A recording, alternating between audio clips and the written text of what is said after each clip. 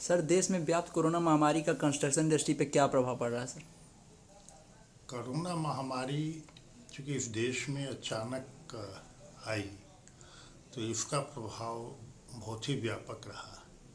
लेकिन construction industry चूँकि एक योजना में काम करती है, एक लय में काम करती है और बहुत तरह का इन्वॉल्वमेंट रहता है, बहुत सारे आदमियों का, वो चाहे वर्कर हो, चाहे मैनेजर हो, चाहे इंजीनियर हो, सामान का, मशीनरी का। और इस महामारी की वजह से सभी कुछ अचानक रुक गया। सामानों की सप्लाई, कंस्ट्रक्शन मटेरियल की सप्लाई, मजदूरों का काम किया जाना।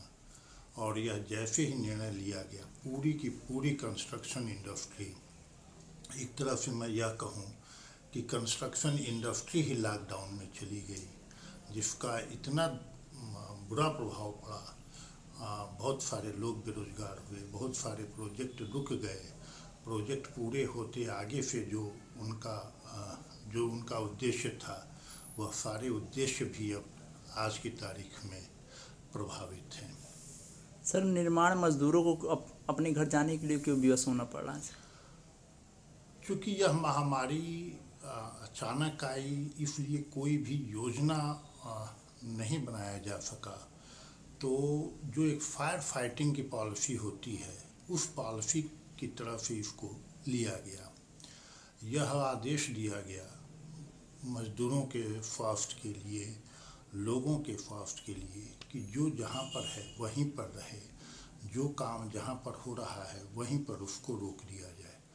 शुरू में मजदूरों को निर्माण संस्थानों ने, कंस्ट्रक्शन कंपनियों ने रुकने की, खाने की, उनके स्वास्थ्य की व्यवस्था किया। उनको ये आश्वासन दिया गया सरकार की तरफ से, समाज की तरफ से, एम्प्लॉयर की तरफ से, कि आप यहाँ रहिए, आपके स्वास्थ्य की चिंता किया जाएगा, आपके रहने की व्यवस्था किया जाएगा और आपकी मजदूरी भी दी जाएगी। लेकिन चूँकि यह महामारी अनिश्चित काल, एक अनिश्चितता इसमें आ गई, अनसर्टेनिटी आ गई कि पता नहीं कब तक रहेगी, कब तक लॉकडाउन रहेगा, कब तक काम शुरू होगा, पता नहीं एम्प्लॉयर हमें मजदूरी देगा नहीं देगा।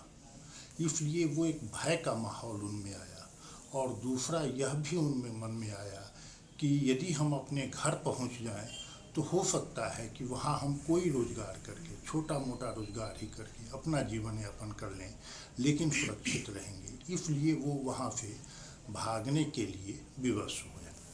प्रधानमंत्री और मुख्यमंत्री द्वारा स्थानीय स्तर पर प्रवासी मजदूरों को नौकरी देने के लिए प्रयास किया रहा है, इसमें सीआईडीसी क्या करने जा रहा है? सीआईडीसी ने इसकी बहुत वृहद योजना बनाई है।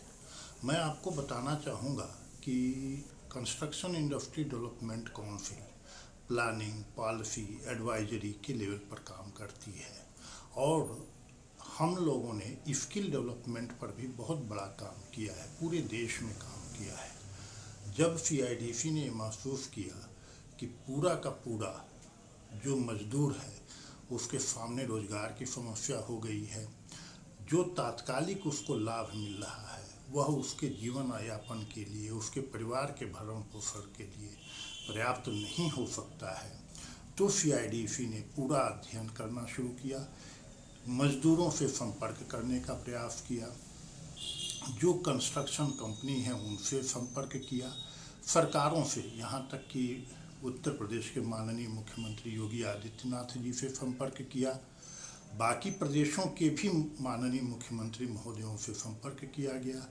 और यह प्रयास किया जा रहा है कि जो मजदूर लौट करके आया है, जो भी काम करने वाला है, उसको उसके स्किल के हिसाब से वहाँ पर रोजगार कंस्ट्रक्शन के क्षेत्र में या उद्यमिता के क्षेत्र में कंस्ट्रक्शन इंडस्ट्री डेवलपमेंट काउंसिल प्रदान करे। इसके लिए हमारी यह योजना है कि उनकी एग्जिस्टिंग स्किल का असेसमेंट किया जाए और यदि कोई गैप है तो उसको गैप को भरा जाए, उसमें कोई कमी है तो उसका उनको अलग से ट्रेनिंग दिया जाए।